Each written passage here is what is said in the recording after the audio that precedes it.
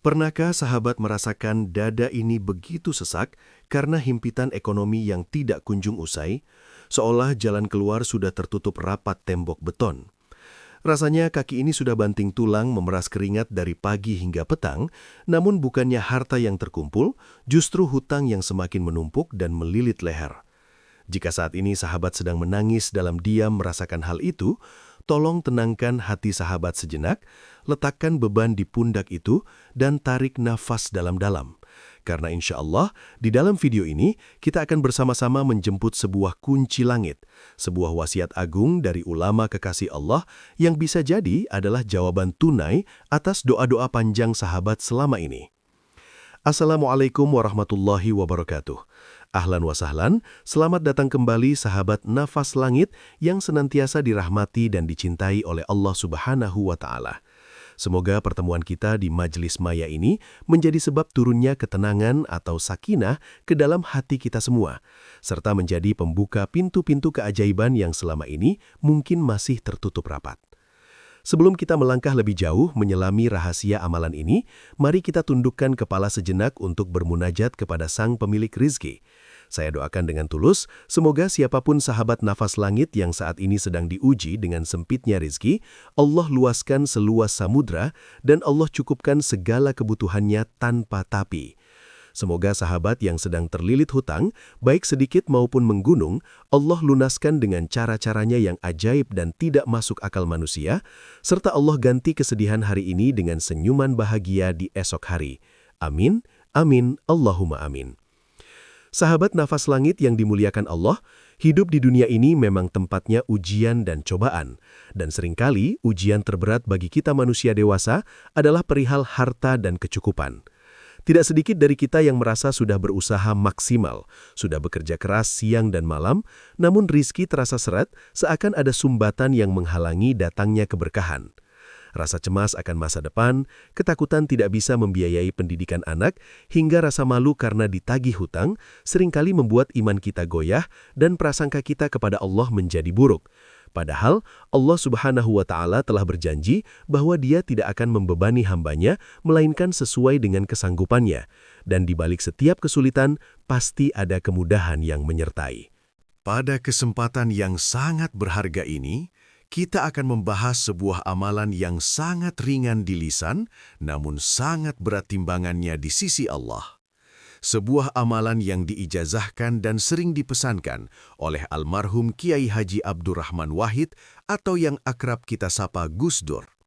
Beliau adalah sosok ulama karismatik, seorang waliullah yang dikenal memiliki kedekatan khusus dengan Allah Subhanahu wa Ta'ala, yang mana nasihat-nasihat beliau seringkali menjadi solusi ruhani bagi permasalahan umat.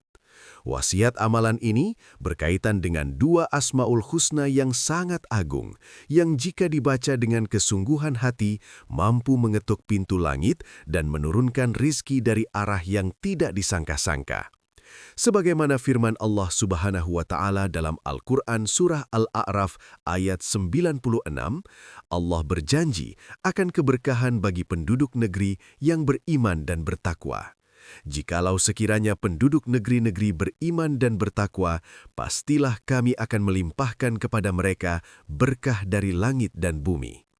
Ayat ini menjadi landasan kuat bagi kita bahwa kunci utama rizki bukanlah semata-mata pada kerasnya otot kita bekerja, melainkan pada seberapa dekat koneksi kita kepada Sang Pemilik langit dan bumi melalui zikir dan takwa.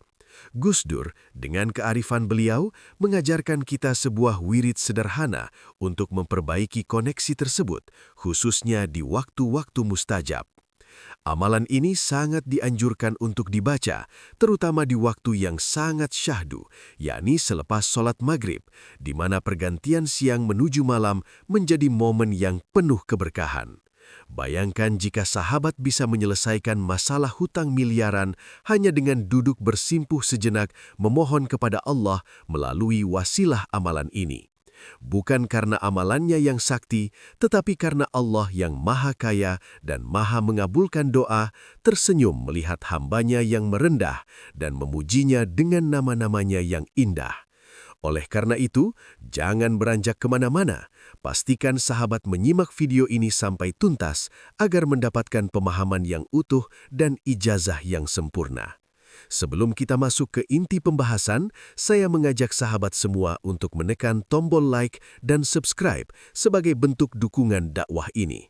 Silahkan juga tuliskan di kolom komentar, hadir, dan dari kota mana sahabat berasal, agar kita bisa saling mengenal dan saling mendoakan satu sama lain di kolom komentar yang penuh berkah ini.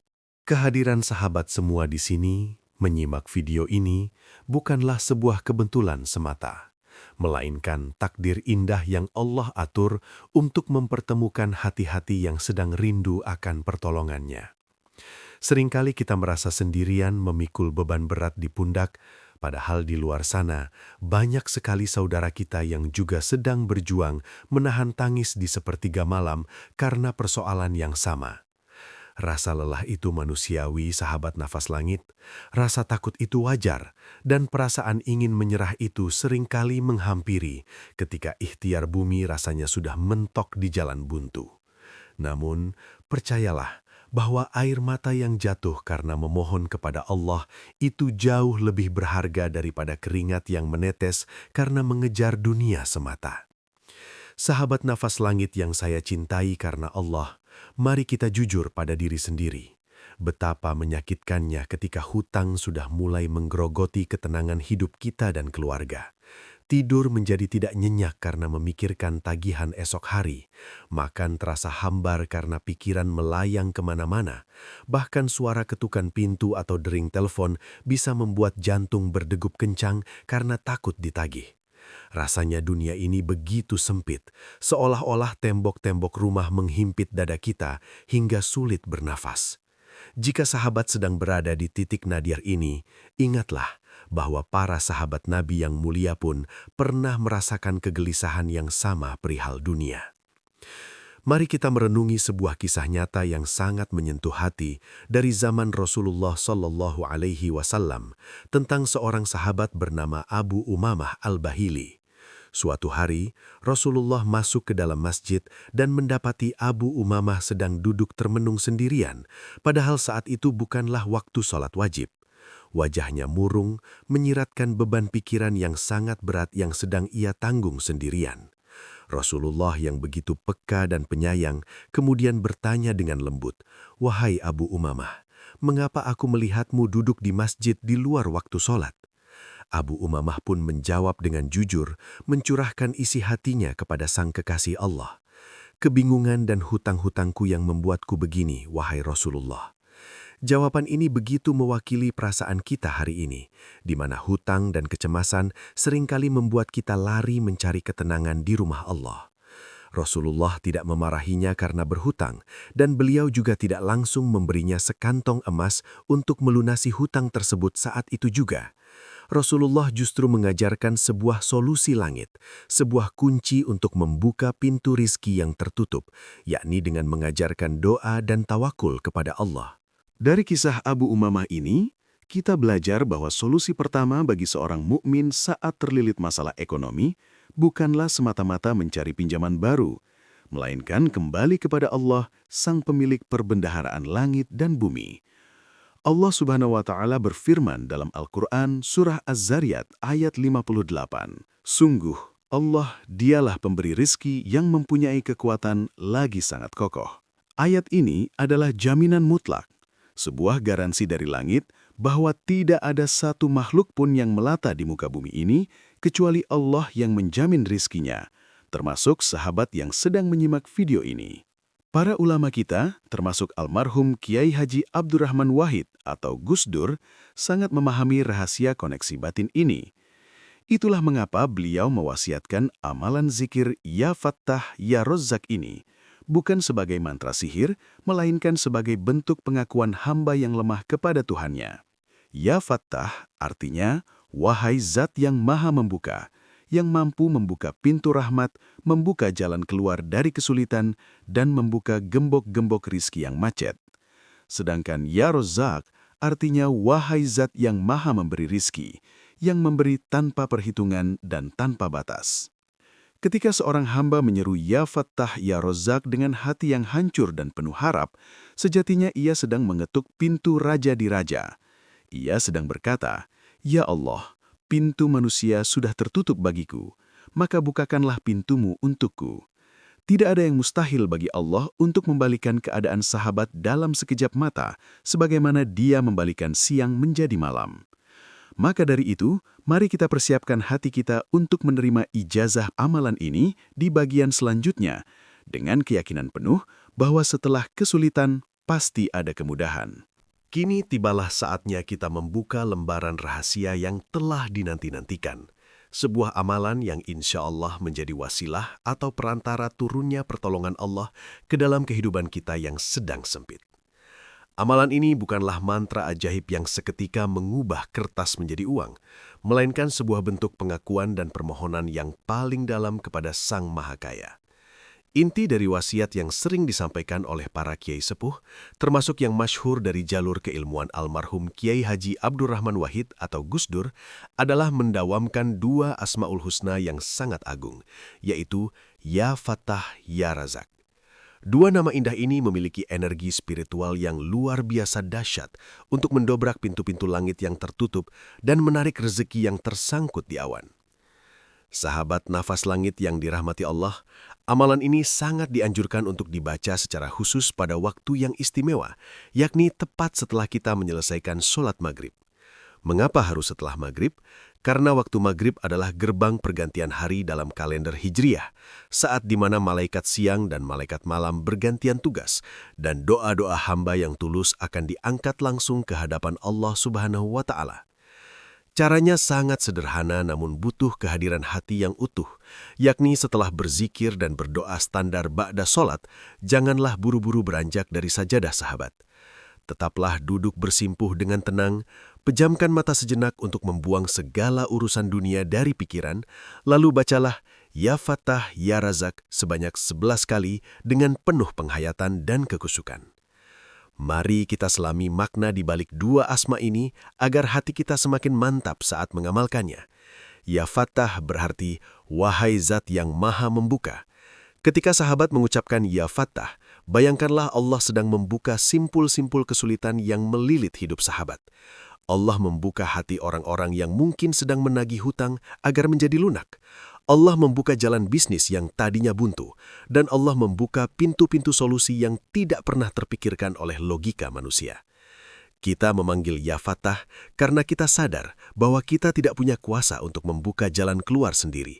Kita butuh Sang Pembuka jalan untuk menuntun langkah kita yang sudah tersesat dalam kebingungan. Kemudian sambunglah dengan Ya Razak, yang berarti wahai zat yang maha memberi rezeki. Perlu sahabat ketahui bahwa Ar-Razak berbeda dengan sekedar pemberi gaji atau upah. Ar-Razak adalah zat yang menjamin rezeki bahkan sebelum kita memintanya. Zat yang memberi makan ulat di dalam batu dan ikan di dasar samudra. Ketika sahabat melafadzkan Ya Razak, tanamkan keyakinan sekuat baja bahwa rezeki sahabat tidak akan pernah tertukar dan tidak akan pernah habis. Allah memiliki gudang kekayaan yang tidak terbatas, dan hutang miliaran rupiah bagi Allah hanyalah sebutir debu yang sangat mudah untuk dihapuskan jika Dia berkehendak. Kombinasi Ya Fattah, Ya Razak ini adalah perpaduan sempurna antara permohonan untuk dibukakan jalan ikhtiar dan permohonan untuk dicurahkan hasil yang berlimpah. Para ulama mengajarkan kita bahwa zikir ini bukan hanya sekedar ucapan lisan, tetapi adalah afirmasi spiritual untuk membangun mental kaya dan mental optimis. Gus Dur semasa hidupnya dikenal sebagai sosok yang sangat tawakul. Beliau tidak pernah khawatir akan hari esok karena hatinya sudah terpaut kuat pada Sang Ar-Razak. Semangat inilah yang ingin kita tiru, semangat penyerahan diri total bahwa, Ya Allah, aku sudah berusaha semampuku, kini aku serahkan hasilnya kepadamu. Bukakanlah jalanmu dan cukupkanlah aku dengan rizkimu. Landasan dari amalan menyebut Asmaul Husna ini sangatlah kuat di dalam Al-Quran. Allah Subhanahu wa Ta'ala berfirman dengan tegas dalam surah Al-A'raf ayat 180. Hanya milik Allah Asmaul Husna, maka bermohonlah kepadanya dengan menyebut Asmaul Husna itu, dan tinggalkanlah orang-orang yang menyimpang dari kebenaran dalam menyebut nama-namanya. Ayat ini adalah perintah langsung dari Allah agar kita menggunakan nama-namanya yang agung sebagai kunci pembuka doa. Ketika kita memanggil Allah dengan nama yang spesifik sesuai kebutuhan kita, seperti Ya Fattah untuk masalah yang buntu dan Ya Razzaq untuk masalah ekonomi, itu menunjukkan adab dan kecerdasan spiritual kita sebagai hamba yang mengerti siapa Tuhannya. Selain itu, Rasulullah SAW juga bersabda dalam sebuah hadis yang diriwayatkan oleh Imam Tirmidzi, "Sesungguhnya Allah memiliki 99 nama, 100 kurang 1. Barang siapa yang menghafalnya dan mengamalkannya, maka ia akan masuk syurga." Mengamalkan Ya Fattah Ya Razzaq adalah bagian dari upaya kita menjaga dan menghidupkan Asma'ul Husna dalam keseharian kita. Bukan hanya syurga di akhirat yang kita harapkan, tetapi juga syurga di dunia berupa ketenangan hati dan kecukupan materi yang barokah. Oleh karena itu, sahabat Nafas Langit, mulai malam ini, mari kita bulatkan tekad untuk merutinkan amalan ringan ini setiap selesai sholat maghrib. Hanya butuh waktu kurang dari 2 menit untuk membacanya sebanyak 11 kali, namun dampaknya bisa mengubah sejarah hidup sahabat selamanya. Jangan remehkan jumlah yang sedikit, karena istiqomah atau konsistensi yang sedikit namun terus-menerus itu jauh lebih dicintai Allah daripada amalan banyak namun hanya dilakukan sesekali. Biarkan Ya Fattah Ya Razzaq menjadi zikir pelipur lara di saat sahabat merasa sendirian memikul beban hutang, dan saksikanlah bagaimana Allah perlahan tapi pasti mengurai benang kusut kehidupan sahabat menjadi kain sutra yang indah. Sahabat Nafas Langit, setelah kita mengupas tuntas rahasia di balik amalan Ya Fattah Ya Razzaq ini, marilah kita renungkan satu pelajaran berharga yang jauh lebih dalam dari sekedar pelunasan hutang. Sesungguhnya, ketika kita merutinkan zikir ini setiap habis maghrib, kita tidak sedang mencoba memaksa Allah untuk memberikan uang, melainkan kita sedang menata hati untuk memantaskan diri menerima titipannya. Seringkali rezeki itu tertahan di langit bukan karena Allah pelit, melainkan karena wadah hati kita yang masih bocor oleh rasa ragu, keluh kesah, dan ketidakyakinan akan kekuasaannya.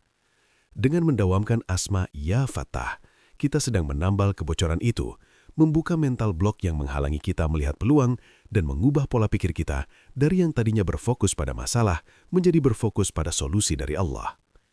Kita harus menyadari bahwa hakikat kekayaan yang sejati bukanlah terletak pada banyaknya digit angka di rekening bank semata, melainkan pada ketenangan jiwa atau ghinaan nafs yang membuat kita merasa cukup.